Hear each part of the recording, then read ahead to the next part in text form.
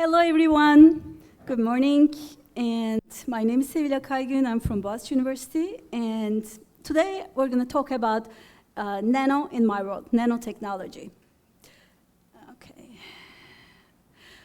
Okay, let's, first of all, I have a slide about science fiction, but I would like to go back a little bit and ask you a couple questions. I just want to see hands. Are you familiar with nanotechnology? Have you heard the term nanotechnology? Wow, perfect, thank you.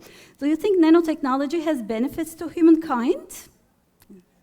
Good, all right. How about the risks? Do you think nanotechnology may also have some risks? Not sure? Okay. All right, perfect, thank you. So today we're going to talk about nano in my world. It's too small to see, but it's too big to ignore. Do you like science fiction? Let's go ahead and start with this a little bit. Okay. There is an old movie called The Man in the White Suit. It's shot like 70 years ago. And there is a chemist in this movie. It's science fiction of those days. And he invents a white solution that produces a fiber, and then the guy in the black suit is the owner of the company. Shall we just watch this clip and then continue? Internal rearrangement, not in the least. I thought the polymerization would be sterically hindered, but it wasn't. It wasn't. Where are my notes? Where are my notes? Mr. Stratton. I'll see you later. I've got to see Mr. Burnley. I can't do that. I've done it. I've done it. Stop him! Stop him!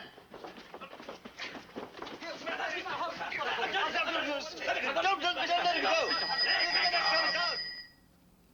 There's damage? I've got to see Mr. Burnley! You're fired, you understand? Please. Fired! You can't fire me, I don't work here! What? Right, he doesn't. Let go! Leave. Ah, sister! Get us here, come here. Look, What's the trouble? He's mad, that's the trouble. A strong sedative. That's what he needs.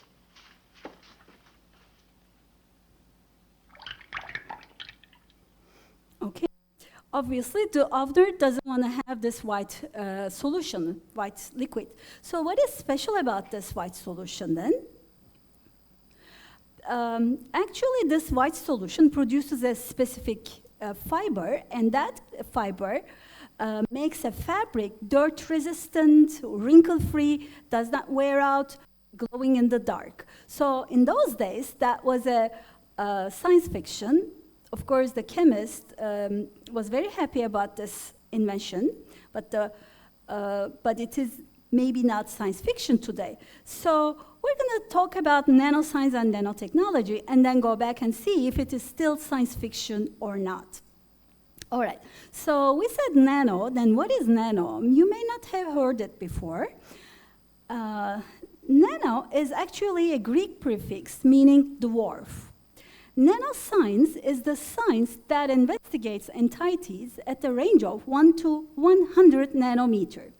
And nanotechnology is, of course, the technological developments and research at the atomic, molecular, or macromolecular level, which is, again, 1 to 100 nanometer. So it is so small. Nanometer is the size of about 10 hydrogen atoms, 1 billionth of a meter. So it is 1 times 10 to the minus 9. So it's not an atomic size, but a bunch of atoms, like 10 hydrogen atoms, forms 1 nanometer. Well, it may not still make sense how small it is. Here's another video for us. Let's see and compare the sizes of different things in our body. So, okay. So we go down, down, down, and the eye is about 1 centimeter. We go to retina, 1 millimeter. And then the blood veins, white blood cells about 10 microns. Chromosomes about 1 micron. And then we go down to DNA, and the width is about 10 nanometers. So a bunch of atoms, 1 nanometer. Okay, so this is how small it is. Okay, and then you may say, is it a new idea? Relatively new, but the first idea started in 1959 by Richard Feynman, Nobel Prize laureate physicist. He said there is plenty of room at the bottom. What did he mean by that? So by manipulating and controlling the atoms, he said, maybe we can produce new things, new materials, and even we can write 24 volumes of the Encyclopedia Britannica on the head of a pin. Can we write today? Yes, we can. But in those days, he was just asking this question. So he was thinking about manipulating the atoms and making materials smaller and smaller. Okay, so you think, it is small, so small, but what makes it different? What is special about nano? And maybe we can think about what would change in our lives. Awesome. So your dad's still in contact with his home planet. What could be taking them so long? I am not missing them all today. Nick! Nick! Ron? You guys are hiding up here. It's not funny. Nick, you know what Dad said. You're not supposed to be playing up here.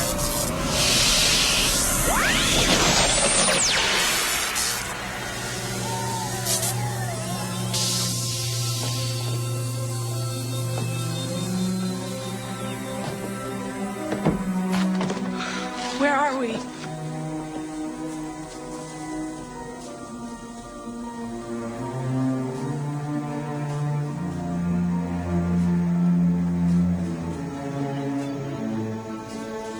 God, what happened? Amy! Ross! Amy! Nikki. Ron? Nick, what happened? We're all the size of boogers. Be quiet, Yes, so that was like a Sunday movie, not a science fiction, or kind of science fiction. So the name of the movie was Honey, I Shrunk the Kids. So actually, yes, the kids got shrunk. And what changed in their lives? Did you notice? The sizes, and also the dog, Quark, came and he barked. Did the sound change, or their capacity to hear the sound change? The capacity, the sound is the same. So actually, that's what happens. The phenomena is the same, but the properties may change. The characteristics may change due to the size and scale. Okay, so that's what happens at the nano, actually. So the properties at the nanoscale change. The optical, electrical, and chemical properties are some of them. So optical means you may have a gold jewelry, like gold ring. It's metal, it's quite solid and shiny. But if you prepare gold nanoparticle solutions, then you may get different colors, because in the gold metal, we have the electrons moving around the metal. However, if we make small nanoparticles, then the electrons are squeezed in a small area, and their optical properties, reflection of light, change. Similarly, electrical properties change. So these are carbon nanotubes made from carbon atoms. They're 100 times stronger than steel and very flexible. So they are used to make tennis rackets, for example, strong and flexible. And there are different shapes of carbon nanotubes, and the electrical properties are different here. Some of them are better conductors, some of them are weaker conductors. And also the chemical properties change, because you may see this may be like a sugar cube, and if you break it down and make small crystals, the surface area increases, and then interaction with the material increases. So obviously, if you make phenomena smaller, then the characteristics may change. How or why, you may ask? Okay, at macro scale, we know the gravitational forces dominate. However, if you go down, we have, instead of mass, we actually care about the charge, and then the electromagnetic forces dominate, which are about 1,000 times stronger than the gravitational force. Okay, so it is a new area. Of course, there is a lot to do, not only the products, not only the materials, but also the research. Maybe the new generation will work in the nano area, and you may become future to work in the nanotechnology area. Okay, then you may say, if we cannot see something, then how can we conduct research in this area? Well, we cannot see, as I said, because naked eye can see only up to 20 microns, which is a little bit thinner than human hair. How about optical microscope? Can we use optical microscope? Actually, no, because with the optical microscopes work with the visible light, and the wavelength is 400, 700 nanometers. So again, it is too large to see. We cannot use optical microscopes. Okay, how about the researchers? What do they use? They conduct research by using different instruments, such as scanning electron microscope or atomic force microscopy. Here, there is a cantilever here and a tip, and at the top of this material, it's actually like 25 nanometers. It moves around the surface, scans the surface to create an image. So this is an animation. Maybe we can take a look at this animation. So the cantilever moves up and down, and then scans the surface. Let's say the blue area is the surface, and the yellows are the proteins or molecules at the surface. So they move around and scan the surface to generate an image. Okay, so this is the working principle of the research, an instrument used in research. How about the applications? You're familiar with some of the applications, and maybe as future engineers, you may want to produce new materials, new products using nanoparticles. Today, there are some applications in health, technology, environment to produce different materials. Have you seen such a sticker before? I took this picture from my apartment. It says the apartment is disinfected by using silver nanoparticles. Also, in hospitals, silver nanoparticles are used in different materials, like pillowcases, masks, gloves, air conditioners, washing machines, even the door handles. Why? Because silver nanoparticles react to destroy the proteins found in the cell membrane of the bacteria. So if the cell membrane is destroyed, bacteria is destroyed. So basically, these are antibacterial. And this is a research we had done using silver nanoparticles on the bacteria in the Petri dish. And we found, yes, silver nanoparticles worked to destroy the bacteria to make antibacterial effect. Okay, another important thing, we will go back to the chemists and working at the factory. So there is a property called lotus effect. Lotus is a plant with the huge leaves. It grows in the Asia. And let's play the movie and see what is special about lotus.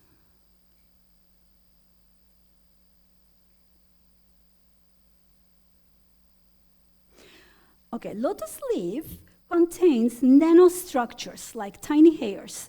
And when the water drops, it doesn't get absorbed by the surface, but it forms perfect spheres. And when this water droplet moves on the surface, it pulls the dirt or dust, whatever, with it, and it goes. And this property is called superhydrophobic or water repellent surface.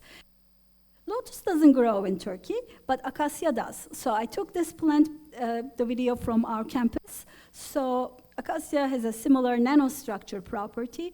So this, we can see the water repellent characteristic here. Okay, then how does it work? Like, how do the engineers work? This is actually inspired. They got inspired by the nature, and they created special fabrics. We can play the first video to generate this fiber, to produce this fabric. Can we play the video with the gloves? Okay, doesn't matter. We can play this one. So this is a paper towel. As you see, if the paper towel, even paper towel may be covered with this material, and it may become water resistant instead of water absorbing. Yes, and then this fluid is also containing special nanoparticles to make the gloves liquid repellent, or oil or stain resistant. So work in this case. Also, nanotechnology can be used in electronics. In old days, we were using CDs and DVDs to store information and music videos, but nowadays, of course, silicon nanoparticles and silicon chips are used that allows to store 1,000 times more data, which will end up with you'll get thinner phones, faster computers, better design, better performance. Okay. Also in medicine, gold nanoparticles are used to diagnose and treat cancer because those particles absorb radiation and destroy the tumor Because gold by is absorbing obviously energy. metal, its non-excited state electrons flow freely. However, when introduced to specific frequencies of light, the particles polarize. This oscillation heats up the nanoparticles. This is the basis of the photothermal effect.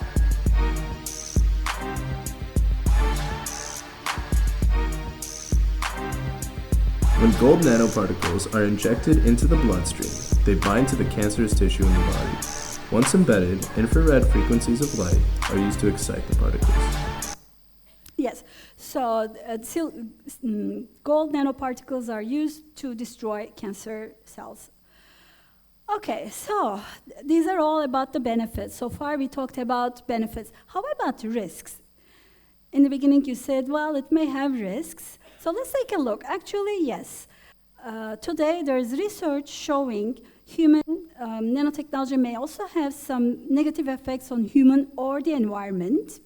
So risk assessment should be done carefully.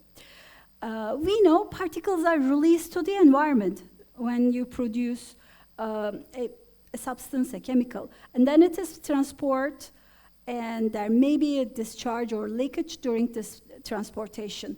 It may be stored, and also there may be leakage during the storage, or if nothing happened, the products are consumed by the consumers. We may get through air, water, or through diet, because if it is leaked, then the fish or the other animals may take it, and then we may consume it, intake it. Okay, what happens if we take it? That's fine.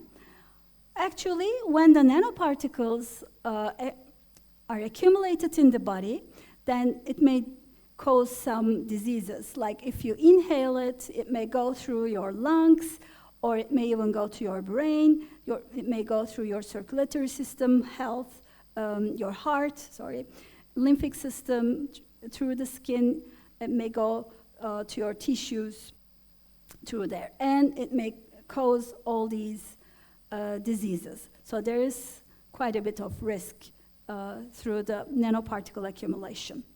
Okay, shall we use or not? Well, there are some desirable effects because we get antibacterial effect, we get faster computers, we get fabrics, water resistance fabrics, etc.